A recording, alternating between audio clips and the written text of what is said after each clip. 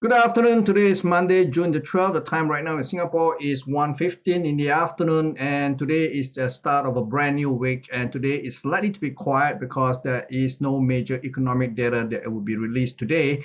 However, tomorrow will be a different story. Tomorrow we have a slew of important numbers that will be released, starting off with the UK, in which we will be expecting the labor reports, including the unemployment rate. And then we have Germany inflation number in terms of their harmonized index of consumer prices.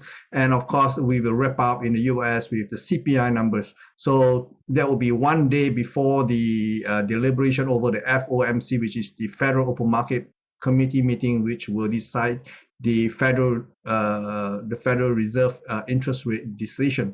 So tomorrow we're going to have a slew of numbers, and it will probably cause market to be a lot more volatile than tonight. Okay, so basically let's go through the various products and see where the market will likely head. As we start off as usual with US equity index, we start off with the Dow Jones. Here what we are seeing here is a 4 hours time frame. You can see the Dow Jones actually managed to crawl into a marginal high on Friday. So we have 33,975.3 before it closed marginally weaker. But basically we do have prices starting to recover from the lackluster performance in the bulk of last week as far as the Dow is concerned. So the prices is getting very, very close to the ideal selling price. Is to me will be 34,080 and 34,500 levels. So this level of prices does offer the incentive to go counter trend. As far as I'm concerned, to go short will be a lot more advantageous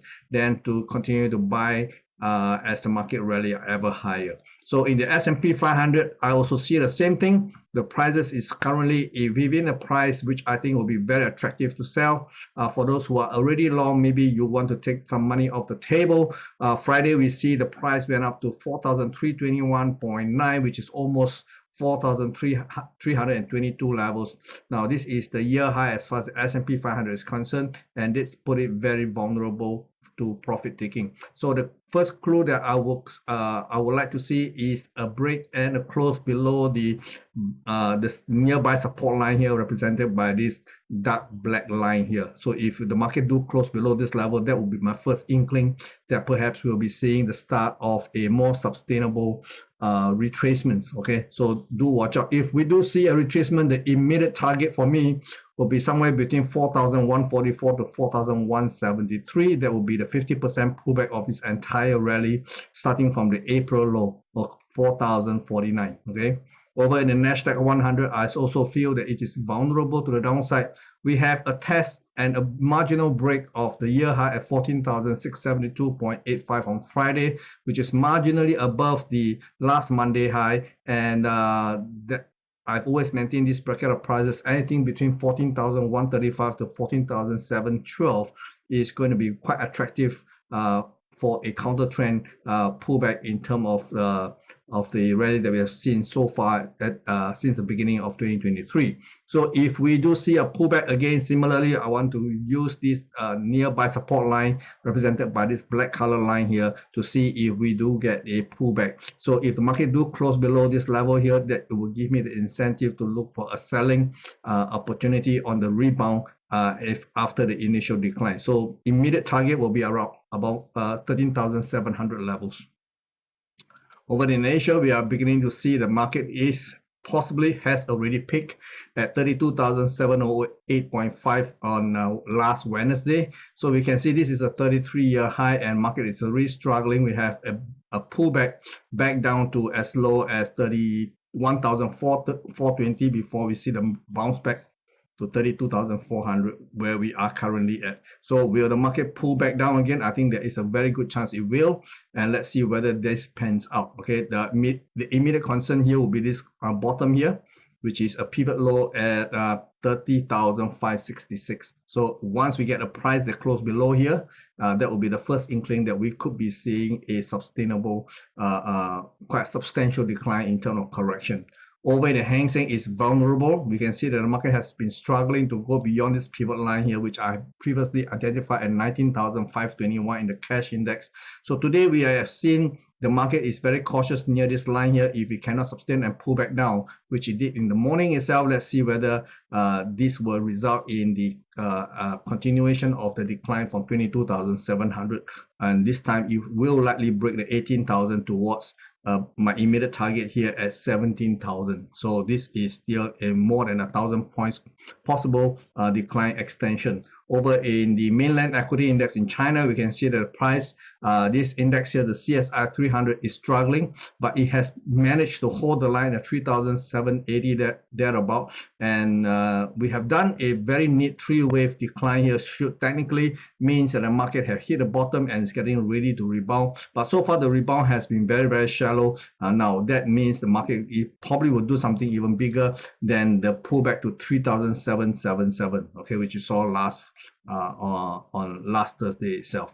So over in the energy market, we can see the energy markets are still coming off on the false report that we received that was flashed across the screen last Friday, in which the news was that Iran and US is moving closer to an agreement that will allow the Iran to sell crude oil amounting to 1 million barrels a day in exchange for Iran giving up their nuclear program. Obviously now, by now the market has already decided that it's a false news, and by now we have not seen the recovery in oil prices, which I think should begin anytime soon, because removing this piece of false news about the Iranian oil coming into the market, the last known fact is that the Saudi Arabia has decided to cut production on their own by 1 million barrels a day on top of what they have already agreed to cut among the OPEC Plus members in April 2 months back. And then, of course, last year, before the year end, we have one announcement of production cut. So taking everything into consideration, it should be supportive of higher energy prices. Now, on top of that, we also have news that the US is starting to replenish their petroleum strategic reserve, which means that they'll be buying. So I think they will love to buy crude oil anything below $70. So let's see whether the $70 will provide a floor to this market as it tries to negotiate between the politics of how to control prices.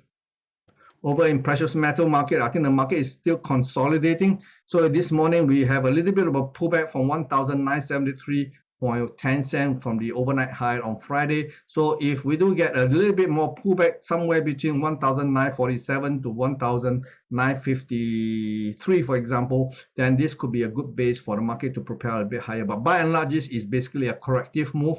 At the most, I think we probably will see one hooray move to 1,989 to $2,000 thereabout. So let's see whether this actually pans out. But if in the event we have a major rally, then obviously we have to take another look at the structure itself. But for now, I think the market is just doing a corrective rebound from 1,932, maybe heading towards $1,990 per ounce. Okay.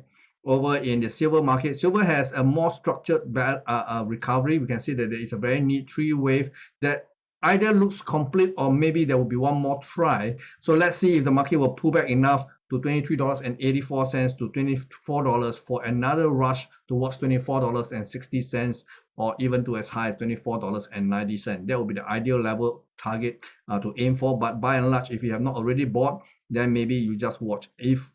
Unless the market pull back to $24 and slightly lower, maybe that will offer one more buying opportunity. But in the meantime, if you are not comfortable chasing this market, then watch how the market unfolds over the course of the next few days.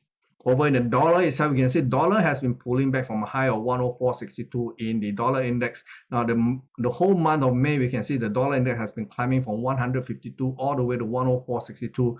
And then right now, what we are seeing is possibly a technical pullback, which may result in a three-wave structure here aiming for 102.55 to 103 level. So if the market do dip into this bracket of prices, it does offer a buying opportunity because the rally in the dollar is likely to resume from here beyond 104.62. So this could be a buying opportunity going into these 2 days trading activity.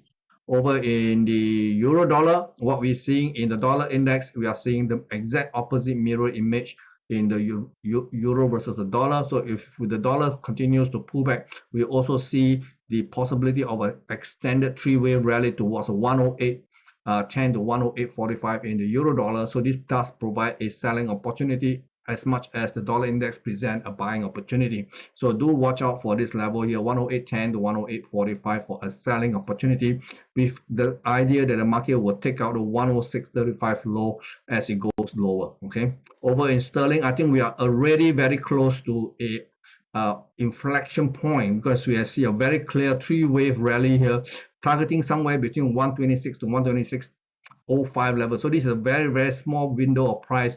If the market go and test 126, I think that is as good as it can do, and then maybe look for a reversal pattern in a lower time frame to go short, because I think the market may actually come back and test the 123 level over time. Okay, over in the Aussie, we are also seeing something very similar. Aussie has actually rallied from 0.6460 all the way to 0.6750 on the back of a surprise the RBA, which is the Reserve Bank of Australia, surprise rate hikes over last week, and we can see the prices is already very near to my ideal selling price.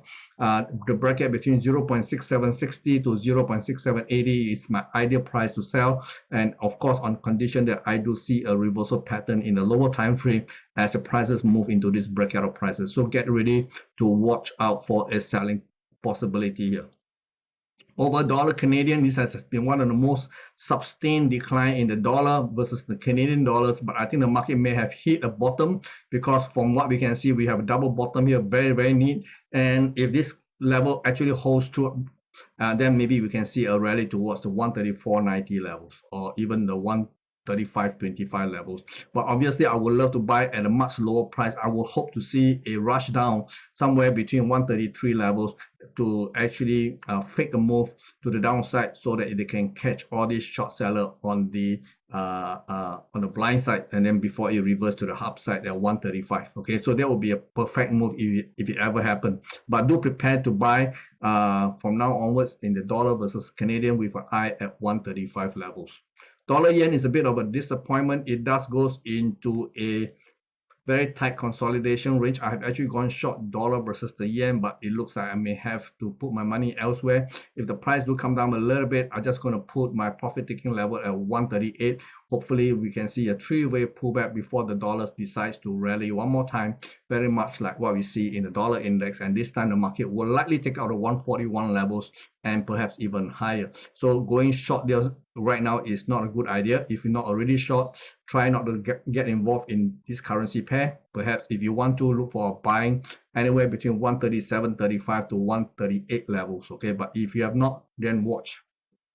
Over in cryptocurrency, we know the drama that we saw last week as far as the US Security Commission suing both Binance and Coinbase has caused the market to gyrate. You can see the prices fall from just under 27,400 all the way to 25,400 before it kicked higher on the second announcement that the SEC has also sued Coinbase, and this caused prices to rally back to 27,356 before it come back down to earth. So by and large, there could possibly be further weakness going forward in the Bitcoin here, but again, the news that the SEC is now targeting the two biggest exchanges in the world is causing a little bit of unease among investors here. So do watch out, and maybe if you're not comfortable, maybe you just stay aside and watch the development as it unfolds.